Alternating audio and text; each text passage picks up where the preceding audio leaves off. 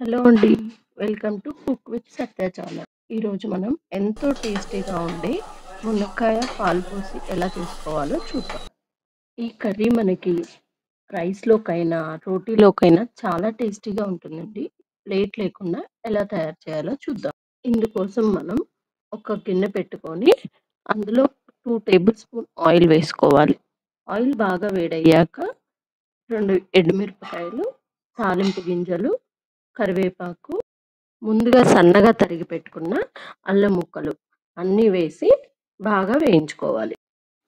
తాలింపు బాగా ఎర్రగా వేగాక 2 పెద్ద ఉల్లిపాయ ముక్కల్ని కూడా కట్ చేసి పెట్టుకొని అవి కూడా వేసి వేయించుకోవాలి. ఉల్లిపాయ ముక్కలు కూడా దోరగా వేగిన తర్వాత మనం ముందుగా కట్ చేసి పెట్టుకున్న మునక్కాడ ముక్కల్ని కూడా వేసుకోవాలి. మునక్కాడలు లేతగా ఉండాలండి. మునక్కాడలు లేతగా ఉంటే కర్రీ చాలా బాగుంటుంది జ్యూసీగా. మునక్కాడలు కూడా వేసి బాగా కలుపుకున్నాక ఒక టీ స్పూన్ పసుపు, మనకి రుచికి సరిపడా ఉప్పు వేసి కలుపుకొని ఒక చిన్న కప్పుతో వాటర్ పోసుకొని మళ్ళీ ఒకసారి కలుపుకోవాలండి. వాటర్ పోసుకుంటే మనకు మునక్కాయ ముక్కలు చాలా త్వరగా ఉడుకుతాయి.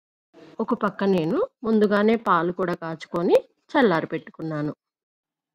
మునక్కాడలు ఉడుకుతున్నప్పుడు ముందుగా కట్ చేసి పెట్టుకున్న పచ్చిమిర్చి, మనకు కారానికి సరిపడా కారం కూడా వేసుకొని కలుపుకోవాలండి. కూర మరింత టేస్ట్‌గా రావాలి అంటే ఇదొక సీక్రెట్ గ్రేవీ అండి.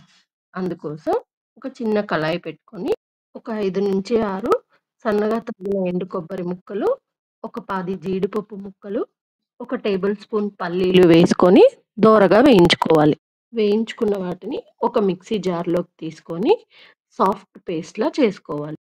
ఈలోపు మన కర్రీ కూడా ఆల్మోస్ట్ ఉడికిపోయిందండి. ఇప్పుడు మనం రెడీ చేసిన పేస్ట్‌ని కూడా వేసుకొని బాగా కలిపి మూత పెట్టుకోవాలి. గ్రేవీ వేసుకున్న తర్వాత ఒక 3-4 నిమిషాలు సన్నని మంట మీద ఉడకనివ్వాలి.